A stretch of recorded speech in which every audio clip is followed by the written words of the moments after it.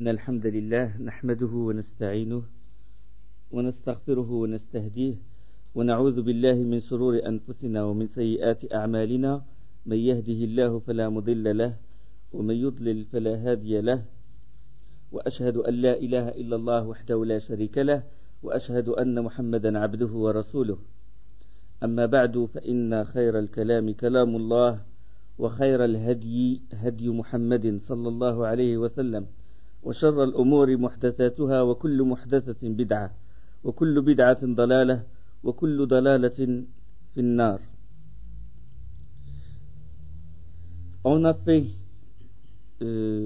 des introductions la semaine dernière, on a parlé de l'auteur et on a parlé aussi de l'importance de la sunna, de la voix du prophète sallallahu alayhi wa sallam, et que c'est une source de législation.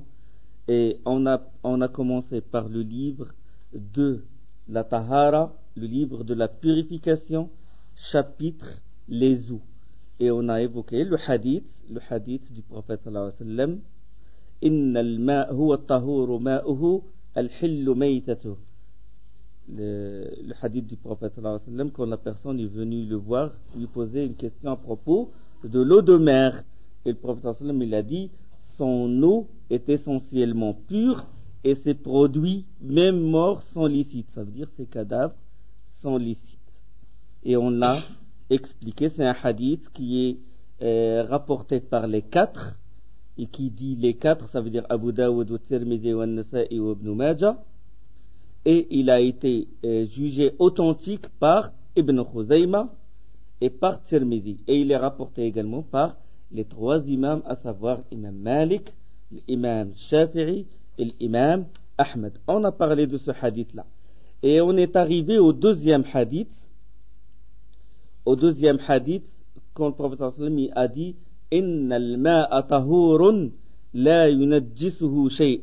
L'eau est essentiellement pure et rien ne pourrait la souiller. Donc, à la base, l'eau est pure. D'accord? C'est le hadith qui est rapporté par les trois, Abu Daoud, Tirmidhi, Nasa'i, et l'imam Ahmed a jugé que c'est un hadith sahih. On a parlé de ce hadith-là, et on a dit que l'origine ou l'histoire, la circonstance de ce hadith, c'est qu'un des compagnons a vu le prophète sallallahu alayhi wa sallam faire les ablutions avec l'eau du puits de Bouda'a. Et on a dit que le puits de Bouda'a se trouve dans la région de Bani Sa'd, n'est-ce pas? Et c'est une puits que les gens jettent dedans les saletés, les serviettes hygiéniques, les cadavres de chiens. Et que ce compagnon-là, à savoir Sahl bin Sa'd et d'autres compagnons, Abu Sa'id al-Khudri, il raconte, comme dans la version de Nasa'i, il a dit, j'ai passé à côté du prophète sallallahu alayhi wa sallam alors qu'il était en train de faire ses ablutions avec l'eau du puits de Bouda'a. C'est le puits qui se trouve dans la région de Bani Sa'd à Médine, à l'est de Médine. Et Abu Sa'id al-Khudri, il a dit au prophète sallallahu alayhi wa sallam, tu fais les ablutions avec l'eau du puits de Bouda'a? Il a posé cette question au prophète sallallahu alayhi wa sallam. Et le prophète sallallahu alayhi wa sallam, il a répondu, Inna al-ma'a tahurun la yunajjisuhu shay'. L'eau est pure, est essentiellement pure, et rien ne pourrait la souiller. Donc, le prophète sallallahu alayhi wa sallam savait que cette eau, que les gens jetaient les saletés, les serviettes qu'utilisent les femmes quand elles ont les règles, et ils jetaient aussi dedans, dans ce puits-là, les cadavres de chiens. Donc on continue la leçon, c'est que Abu Daoud, il rapporte avoir entendu un grand savant qui s'appelle Qutayba ibn Sa'id dire, j'ai demandé à l'homme qui se charge de ce puits quel est le niveau maximum de l'eau de ce puits-là. Un des grands savants est allé voir la personne, ça c'est 2 siècles après le prophète sallallahu alayhi wa sallam, il est allé voir la personne qui se charge de ce puits. Il a dit quel est le niveau maximal. Il a dit il arrive jusqu'au pubis. Il a dit et quand et le niveau minimum, il a dit quelques centimètres en bas, c'est-à-dire niveau en bas du sexe. Et Abu Daoud lui-même est allé voir ce puits, et le gardien du jardin, le puits de Bouda'a, Abu Daoud il est né en 202 et il est mort en 275 de l'Hégire, ça veut dire à peu près 2 siècles après le prophète sallallahu alayhi wa sallam. Il est allé voir ce puits-là. Et il lui dit, il a dit à la personne, au gardien de ce puits, est-ce que ce puits-là est resté le même depuis l'époque du prophète sallallahu alayhi wa sallam, où il a subi quelques rénovations? Il a dit, le gardien a répondu, non, il n'a pas changé, il est resté le même. Et Abu Daoud, rahimahullah, il a lui-même mesuré la profondeur de ce puits-là. Il a vu que sa profondeur est de 6 coudées. Donc 6 coudées, ça fait combien à peu près? Ça doit être combien? 3 mètres? 6 fois 25. 6 fois 25. Donc c'est 1,50 m. 1,50 m. Wallahu a'lam. Donc ça c'est pour Abu Daoud, il est allé voir ce puits-là et se renseigner. Bon, ça c'est... Le hadith, la personne, il a posé la question au prophète sallallahu alayhi wa sallam. Fais-tu les ablutions avec l'eau du puits de Bouda'a, alors que c'est un puits où on jetait les serviettes hygiéniques, les saletés et les cadavres de chiens? Atatawadda'u min bi'r Bouda'a wa hiya bi'run yulqa fiha al-hiyad wal-natan wa luhum al-kilab.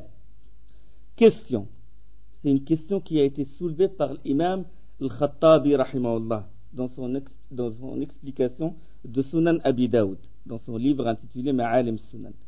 Comment peut-on concevoir que de tels gens qui font partie des meilleurs, de la meilleure génération qu'a éduqué le prophète sallallahu alayhi wa sallam, le meilleur éducateur sur terre, faire des choses pareilles, ça veut dire jeter les serviettes hygiéniques, les cadavres de chiens et les saletés? Comment concevoir ce genre, alors que eux qui ont maintes fois entendu le prophète sallallahu alayhi wa sallam interdire d'uriner dans l'eau stagnante, comme on va voir dans les hadiths qui vont venir, interdire le fait de faire ses besoins dans les endroits où il y a l'ombre d'un arbre ou là où les gens se reposent, interdire de nuire à d'autres personnes, de gaspiller l'eau.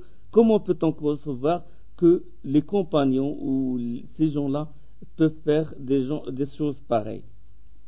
Il a répondu, l'imam Khattabi, c'est que les compagnons, on ne peut pas imaginer que ce sont eux qui ont fait ça, mais c'est que le puits était situé dans une basse région.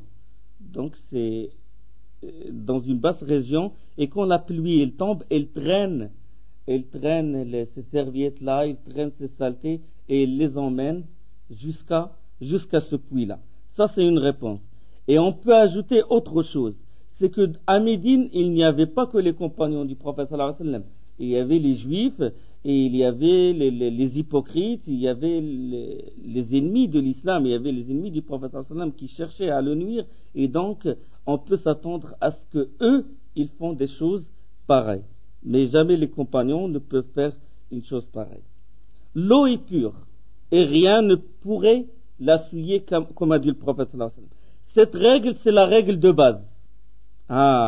L'eau est pure, en général. Mais, à condition que sa saveur et sa couleur, son odeur ne changent pas, ne soient pas altérées. L'eau est essentiellement pure.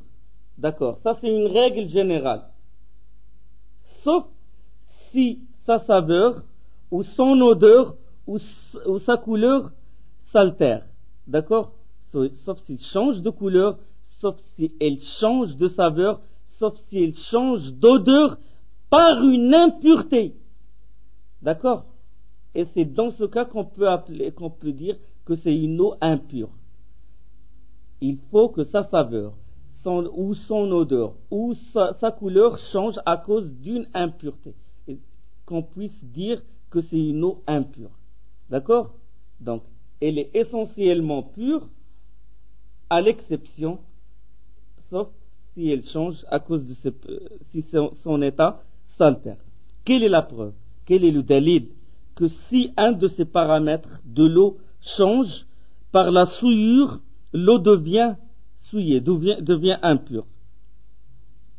Quelle est la preuve? Quelle est la preuve que si ces paramètres-là changent par une impureté, l'eau devient impure?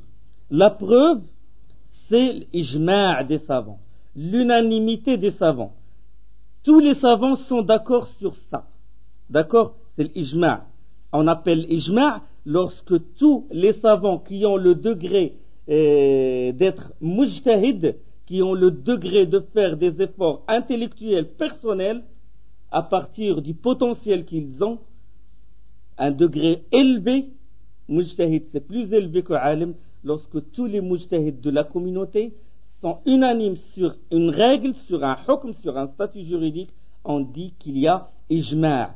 Si un seul de ces mujtahid, un seul homme qui mérite d'être mujtahid, il contredit ce ijma'-là, on peut pas, il contredit l'unanimité des savants, on ne dit pas qu'il y a ijma', on ne dit pas qu'il y a l'unanimité. Donc ça c'est la définition de l'ijma'.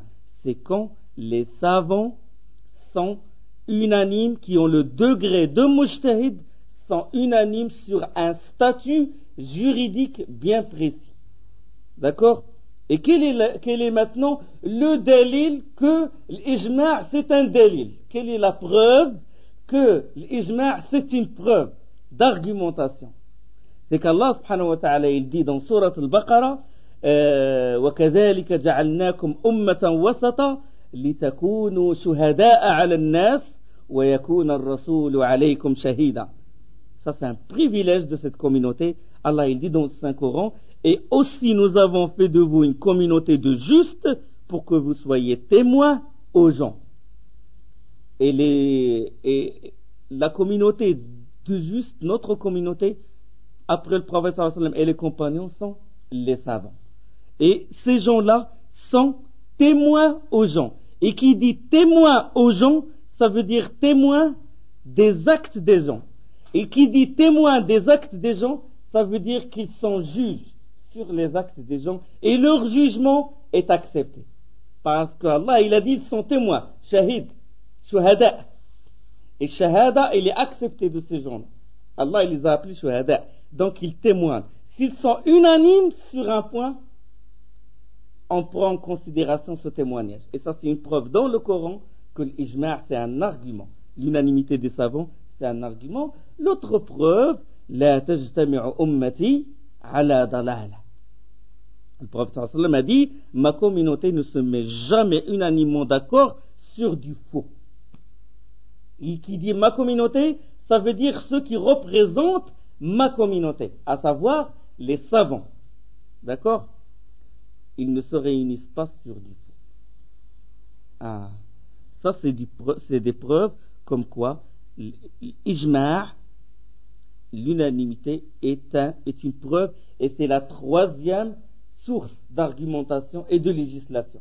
Le Coran, la Sunna, l'ijma'. Et on ne dit pas le Coran et après le Coran c'est la Sunna et après c'est l'ijma'. Non, on dit le Coran et la Sunna, ils sont indissociables. Ils sont indissociables dans l'argumentation. Dans l'argumentation, le Coran et le Sunna sont indissociables, puisque la Sunna c'est celle qui explique, la voix du prophète explique le Coran, il le détaille, il sort le cas particulier du cas général, etc., etc. Comme on a dit dans la leçon précédente, que vous avez beau feuilleter tout le Coran, du début jusqu'à la fin, vous n'y trouvez pas que la salat de Dhuhr est 4 rak'at, ni la salat de Maghrib est 3 rak'at, ni le wudu en détail comme il faut. Vous trouvez ça dans la sunna du prophète sallallahu alayhi wa sallam. Donc, ça c'est ijma', c'est une source d'argumentation, de législation. Et l'ijma' temporaire qui est le plus tenu en considération, l'unanimité, c'est celle des compagnons, parce que c'est eux qui ont compris le message du prophète sallallahu alayhi wa sallam, ils ont vécu avec lui et ils ont connu les circonstances de chaque verset du Coran et de chaque hadith du prophète sallallahu alayhi wa sallam. Maintenant, les savants qui ont dit qu'il y a unanimité sur le fait que si l'impureté se mélange ou tombe dans l'eau et qu'elle change soit sa saveur, soit sa couleur, soit son odeur, elle le rend impur, c'est Ibn al-Mundhir, rahimahullah, l'imam Shafi'i, rahimahullah, l'imam Nawawi, Ibn Hajar, l'Asqalani, celui qui a fait Bulugh al-Maram, et le Cheikh l'Islam, Ibn Taymiyyah, rahimahullah, l'imam parmi les derniers, l'imam Shawkani et les savants contemporains. Question. Pourquoi les savants se sont basés sur l'ijma', sur l'unanimité, alors qu'il y a des hadiths qui disent que l'eau devient impure, najis, si elle est changée par la najasa, si sa couleur, son odeur ou sa saveur sont altérées par la najasa. On a des hadiths. Et pourtant les savants ils disent non, l'argument c'est l'ijma'. Comme le hadith qui est juste après. C'est le hadith de Abi Umam al-Bahili radiyallahu anhu قال رسول الله صلى الله عليه وسلم إن الماء لا ينجسه شيء إلا ما غلب على ريحه وطعمه ولونه. L'eau ne sera impure que lorsque son odeur, sa saveur et sa couleur seront altérées. C'est un hadith rapporté par Ibn Majah. Hadith rapporté par Ibn Majah. Et la version de l'Bayhaqi, comme a dit le cheikh dans le livre, Al-ma'u tahurun illa in taghayyara rihuhu aw ta'muhu aw lawnuhu binajasatin tahduthu fihi. Il y a l'autre hadith, selon la version de l'Bayhaqi, l'eau est essentiellement pure, sauf si une impureté s'y ajoute et change son odeur, soit sa saveur, et change soit son odeur, soit sa saveur, soit sa couleur. La réponse, c'est que ce hadith est faible. Il est da'if. Il est faible.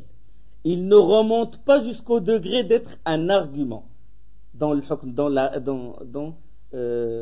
l'argumentation.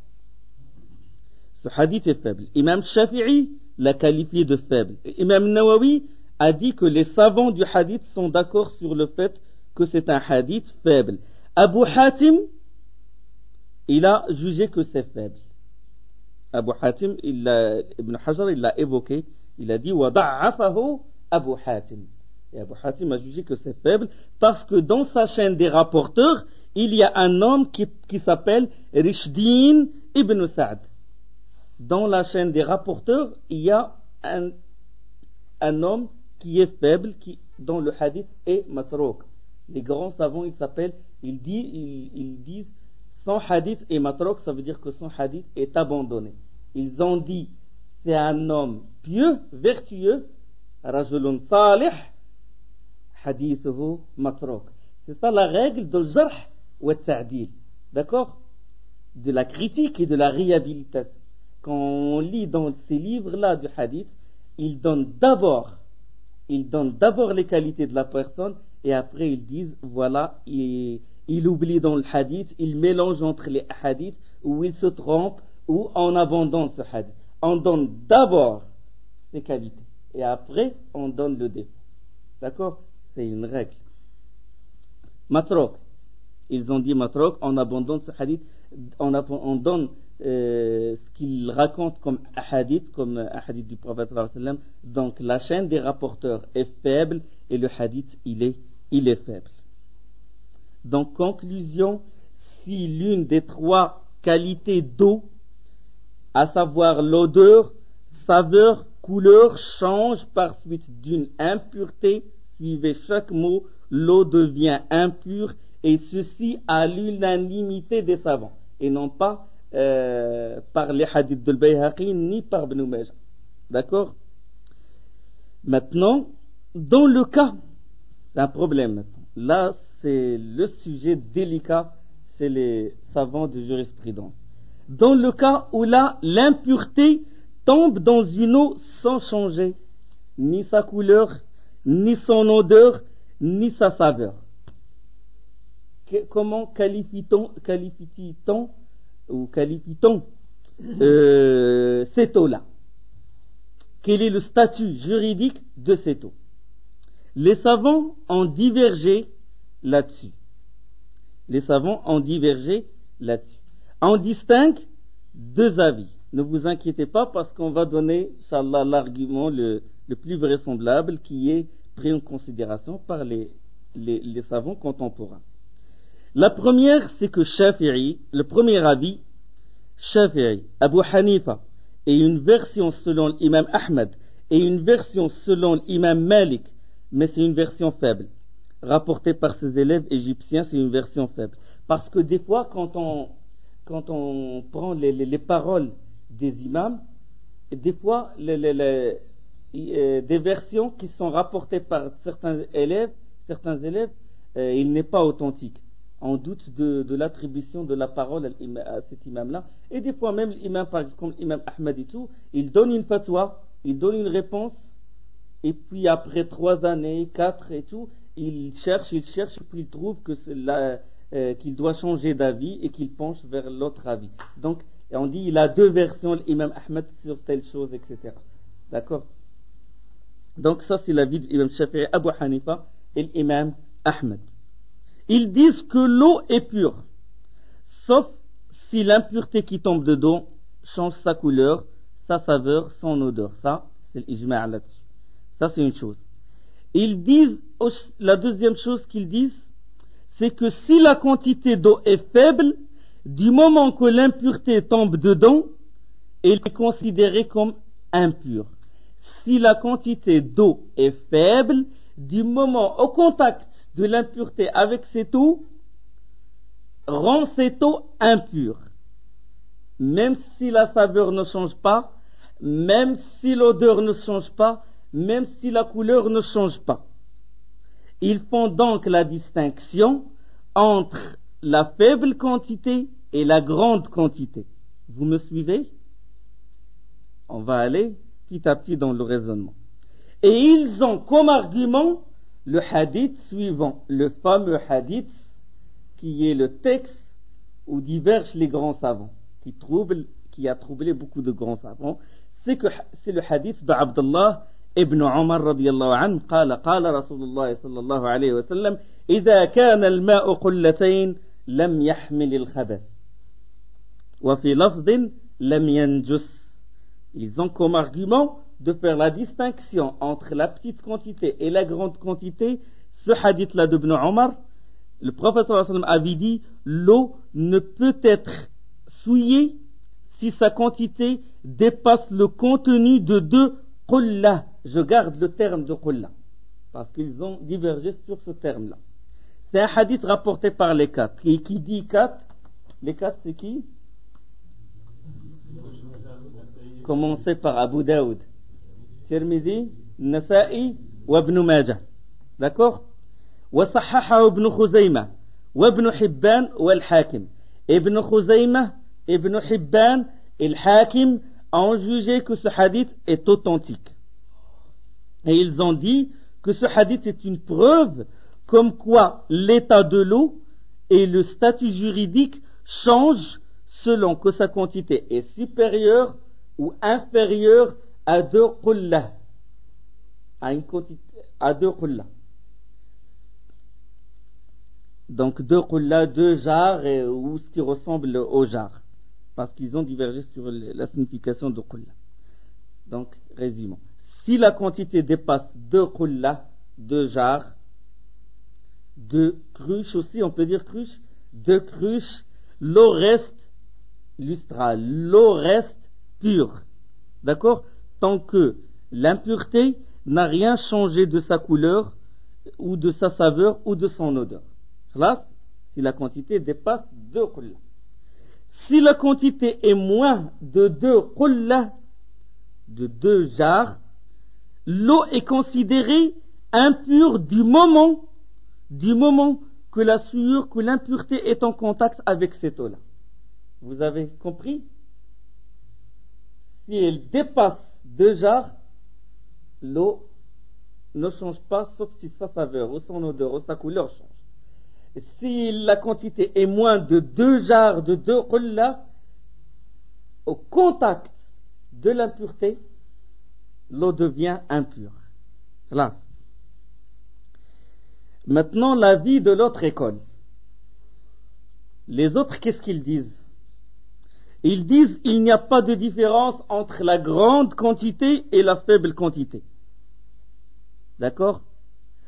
Toute eau qui change par l'impureté est considérée comme impure. Ça c'est ijma', c'est l'unanimité.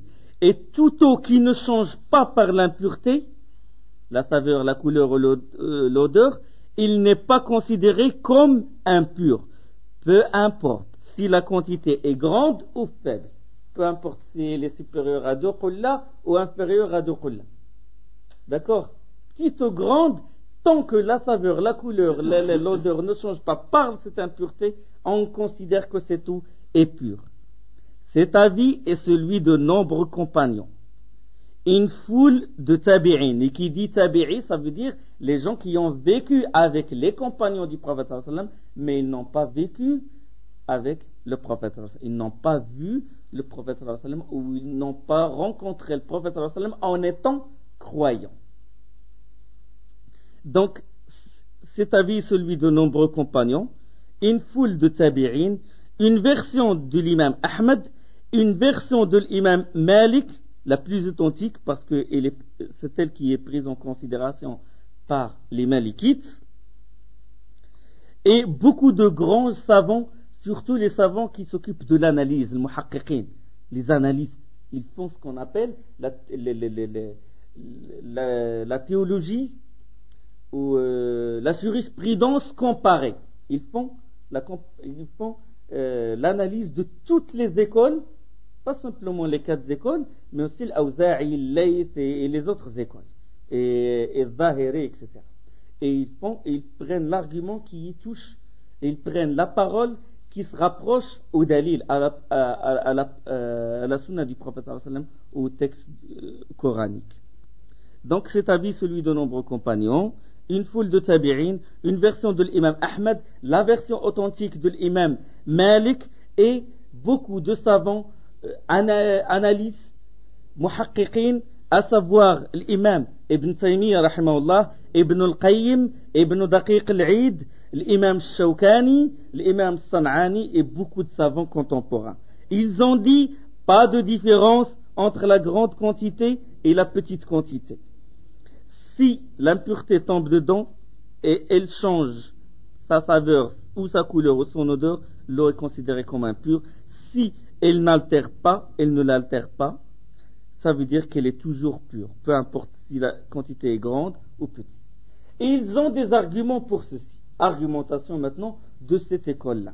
Ils ont dit, normalement, quand on juge quelque chose, on juge en général la majeure partie qui constitue cette chose. Par exemple, si on juge une personne est pieuse, c'est que la majorité de ses paroles et ses actes nous montrent qu'il est pieux. Sinon, il n'est pas exempt de péché ou de défaut et tout. Donc nous, on juge la grande partie, la majeure partie qui qualifie cette personne. Ça, c'est dans le jugement de n'importe quelle chose. D'accord? Et quand on dit que telle personne est pervers ou méchante, ce n'est pas obligatoirement que tous ces actes sont des actes de pervers ou de méchanceté. Il n'est pas, en général, il y a toujours une gentillesse dans cette personne, il a fait durant sa vie certaines bonnes œuvres. D'accord? Mais nous, on juge la grande partie. D'accord? D'accord? Donc, on juge le plus fréquent. On donne le jugement sur ce qui constitue la majeure partie. De même l'eau, dans laquelle se trouve l'impureté. S'il ne change pas ses qualités, on juge qu'elle est pure. D'accord? Il y a l'impureté, on est sûr. On a vu vraiment que quelqu'un a jeté l'impureté dedans. Oui, on sait. Mais nous, on juge l'eau comme s'il garde sa transparence, il garde quand la personne, le commun des gens, quand il voit, il dit oui, c'est une eau. On dit parce que les gens, ils jugent la majeure partie de la chose. On juge ce qui prévaut, ce qui prédomine dans la chose. Ça, c'est un argument par la raison. Il y a aussi le deuxième argument, il y a le hadith du prophète sallallahu alayhi wa sallam, l'eau est essentiellement pure et rien ne pourrait la souiller. Jugement général, règle exclusive. À la base, l'eau est pure. D'où on fait sortir l'eau dont la saveur, l'odeur, la couleur, s'il change par suite d'une impureté. D'accord? Ça, c'est aussi une argumentation. De même, les compagnons du prophète sallallahu alayhi wa sallam, on sait qu'il utilise fréquemment l'eau. L'eau, source de la vie, et ils ont besoin de faire les ablutions chaque jour, quotidiennement. Donc, si le prophète sallallahu alayhi wa sallam a fait vraiment la distinction entre la grande quantité et la petite quantité, ils seraient les premiers à demander au prophète sallallahu alayhi wa sallam ce qui fait cette différence. Et il nous aurait ramené avec exactitude ce qui fait la différence entre la grande quantité et la petite quantité. D'accord? C'est bon? Si le prophète sallallahu alayhi wa sallam a fait la distinction entre la grande quantité et la petite quantité, si il a dit par exemple, on a déduit de ce qu'a dit le prophète sallallahu alayhi wa sallam, que l'eau, s'il est en grande quantité, il n'est pas même si l'impureté tombe dedans, si elle ne change pas sa saveur, ni son odeur, ni sa couleur, elle reste pure. Et si elle est d'une petite quantité, du moment que l'impureté rentre en contact avec cette eau, elle devient impure, le prophète sallallahu alayhi wa sallam n'aurait fait la distinction comme il faut. Parce que les compagnons, ils exigent, ils demandent le statut juridique concernant cette eau-là, puisqu'ils en ont besoin quand ils vont faire le rosl, faire les ablutions, se laver, enlever les impuretés, etc., boire, etc. Donc, s'il y avait vraiment une distinction entre la petite quantité et la grande quantité, l'avis de l'imam Shafi'i, Abu Hanifa et les autres, le prophète sallallahu alayhi wa sallam nous l'aurait montré comme il faut. D'accord? Et cet avis-là, les derniers, à savoir Ben Baz, même Cheikh Al-Uthaymin, les grands savants contemporains, ils disent c'est l'avis le plus fort. D'accord? Il n'y a pas de différence entre la grande quantité et la petite quantité. Parce que il est le plus vraisemblable, parce qu'il est plus simple et parce qu'il est conforme à la souplesse de la religion, parce que Allah subhanahu wa ta'ala ne nous impose pas des choses qui sont au-dessus de nos capacités. C'est un avis solide et simple. Et qui dit simple, la religion, Allah subhanahu wa ta'ala, il nous recommande, il essaie toujours de nous faciliter les choses. Yuridu Allahu bikum al-yusr wa la yuridu bikum al-usr. Allah veut la facilité et il ne veut pas pour vous la difficulté.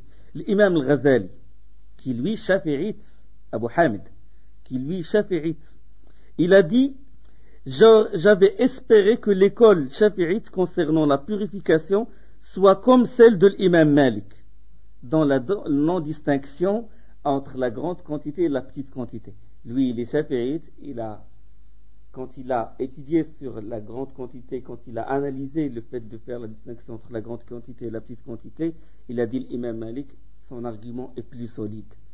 Et c'est ça que doit être la personne. Ça veut dire que même s'il appartenait à une école et qu'il voit que l'argument il est faible, l'argument de l'école laquelle il appartient est faible, il ne doit pas le prendre en considération et il ne doit pas imiter aveuglement son école. Il ne doit pas imiter aveuglement son école. Et normalement, la personne doit toujours chercher la preuve, l'argument. Il ne doit pas dire, et le savant, quand il donne une fatwa, ce n'est pas, il ne doit pas demander à la personne, t'es shafi'ite, ou ou tu es malikite et lui donne la tenue du shafi'isme et du malikisme qui lui convient. Non, il lui donne la preuve, l'argument dans le Coran et dans la Sunna. Si l'imam Ahmad il contredit la preuve dans le Coran ou dans la Sunna, on ne prend pas en considération la parole de l'imam Ahmad. D'accord? De même imam Malik, de même l'imam Shafi'i, et eux, c'est clair, ils l'ont déclaré eux-mêmes. Imam Malik il dit kullukum illa waraddun wa mardudun alayh illa sahib hadha al-qabr, et il a signalé la tombe du prophète. Il dit chacun de vous n'est pas, on peut répondre à sa parole, on peut réfuter son argument, sauf le prophète sallallahu alayhi wa sallam. C'est comme ça que doit être la voix de la personne, du musulman, parce qu'Allah subhanahu wa ta'ala, le jour du jugement, il va lui demander des comptes concernant l'envoyé du prophète sallallahu alayhi wa sallam. Est-ce qu'il a suivi le prophète sallallahu alayhi wa sallam? Il ne va pas lui dire est-ce que tu as suivi l'école malikite, ni shafi'ite, ni l'awza'i, ni autre école. Est-ce que tu as suivi le prophète sallallahu alayhi wa sallam? wa yawma yunadihim fayaqulu mada ajabtumul mursalin. Allah il dit dans le Saint-Coran, et le jour où il les appellera et qu'il dira que répondiez-vous aux messagers? Est-ce que vous l'avez suivi? Et non pas quand on te ramène la preuve du Coran et de la Sunna et tu tournes le dos et tu dis moi je suis shafi'ite, ça tu es en train de tourner le dos à quoi? À la Sunna du prophète sallallahu alayhi wa sallam, et à le contredire et à suivre une voie qui n'est pas la sienne. Donc j'ai dit cet avis est le plus fort. C'est pas moi qui le dis, c'est les savants. Mais comment répondre à ceux qui ont donné comme preuve le hadith des deux qullas? Le hadith il est là. Une eau qui atteint la contenance de 2 jarres ne contient pas d'impureté. Comment répondre? Ce hadith là qui est rapporté par les 4, à savoir Abu Dawud, Tirmidhi, An-Nasa'i, Ibn Majah, et Ibn Khuzayma et Ibn Hibban, le Hakim ont jugé que c'est authentique. Ce hadith là, d'autres savants ont jugé que c'est un hadith faible.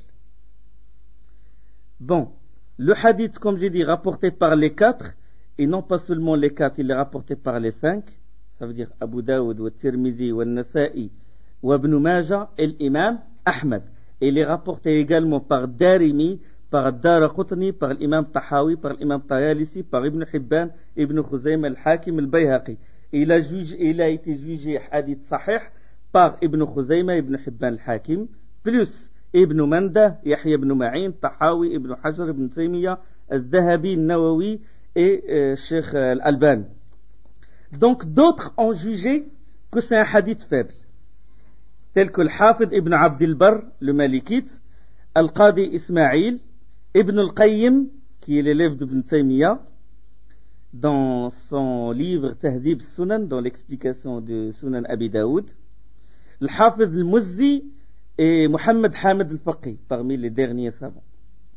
Donc ceux qui ont jugé que ce hadith est faible, ils ont pris comme prétexte, ils ont répondu, ils ont dit que ce hadith est instable du côté de l'isnad.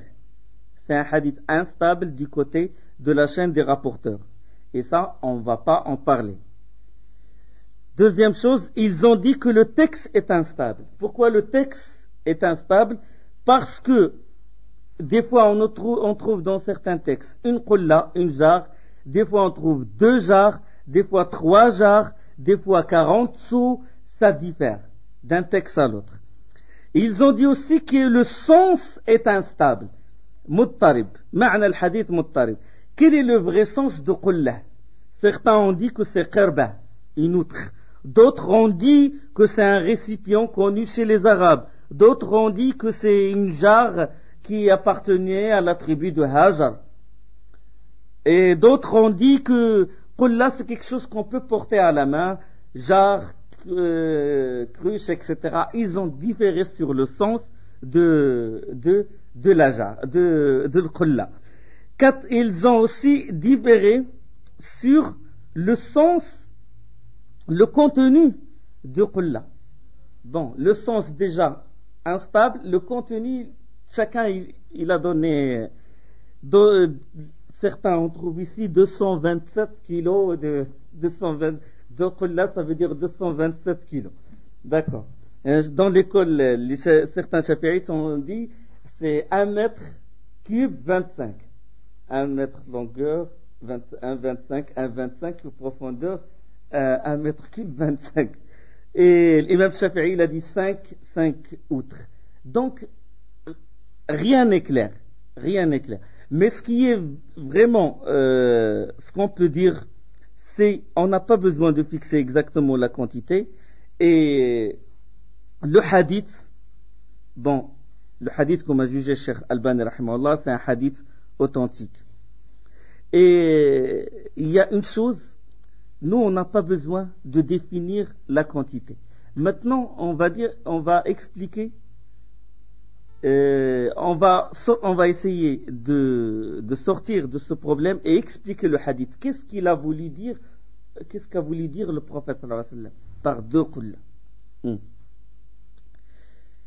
Si les savants, avec leur degré de connaissance, comme a dit Ibn al-Qayyim rahimahullah, avec leur recherche, ils ont divergé sur le contenu de Qulla. Ils ont divergé, chacun il a donné une quantité, etc. Alors qu'en est-il des gens, des ignorants comme nous, des communs des gens? Si eux, les grands, ils ont divergé là-dessus, alors qu'en est-il s'il s'agit de nous? D'accord? Donc le prophète sallam n'a pas voulu dire, et la religion c'est qu'il nous n'impose pas quelque chose qui est au-dessus de nos capacités. Donc, pour comprendre ce hadith, il faut revenir aux circonstances de ce hadith-là. Revenons aux circonstances. C'est qu'un bédouin est venu voir, était venu interroger le prophète sallallahu alayhi wa sallam au sujet d'une eau qui se trouvait dans un terrain désertique et à laquelle s'abreuvaient souvent les animaux domestiques ou sauvages. Il est venu poser la question à propos de l'eau perdue dans un endroit perdu et que les bêtes les sauvages, les animaux sauvages et domestiques viennent s'abreuvoir dans cette eau-là. Et le prophète sallallahu alayhi wa sallam n'a spécifié, comme a dit Cheikh l'Islam Ibn Taymiyyah, n'a spécifié la quantité de 2 jarres qu'en réponse à une question bien précise qu'on lui avait posée au sujet d'une eau déterminée. Il a voulu montrer par là qu'une telle quantité d'eau est déjà en soi considérable et qu'il ne saurait contenir en suspension quelque impureté sans la résorber. Le prophète sallam a voulu juste lui montrer qu'une telle quantité d'eau, elle est capable de purifier les impuretés. Et il n'a pas fixé les 2 qulla, il n'a pas fixé exactement les 2 qulla. Il a dit quand c'est en grande quantité, en général, cette eau, elle garde sa pureté. Il n'est pas allé avec ce bédouin-là, avec un instrument de mesure, on va mesurer la profondeur, 1 mètre cube, 1 mètre 25 sur 1 mètre 25, ni on va ramener la balance et on va verser combien de kilos, 221, 219, elle va changer et plus de 221, il ne va pas changer. Non, le prophète sallam a dit qu'une telle eau, en grande quantité, en général, bien que les bêtes sauvages s'abreuvaient de cette eau-là, de toute façon, cette eau garde sa pureté, parce qu'elle est en grande quantité. D'accord? Donc, comme il a dit Cheikh l'Islam, il ne faut pas conclure que toute grosse quantité d'eau doit être nécessairement de la contenance de 2 jarres. Parce que si le prophète sallallahu alayhi wa sallam avait voulu faire de cette mesure la limite séparant les 2 domaines de licite et de l'illicite, le prophète sallallahu alayhi wa sallam aurait directement édicté ce principe sans laisser au raisonnement le soin de l'établir.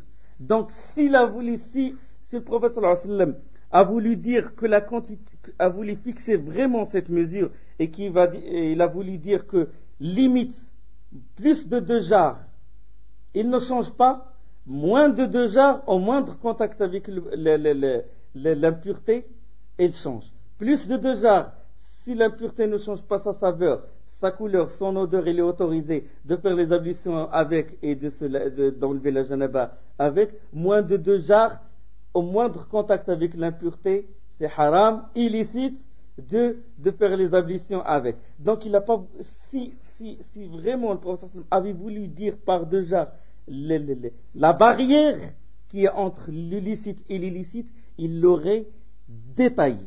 D'accord? Inch'Allah, la suite dans la deuxième partie. Subhanakallah wa bihamdik. Ashhadu an la ilaha illa ant, astaghfiruka wa atubu ilayk.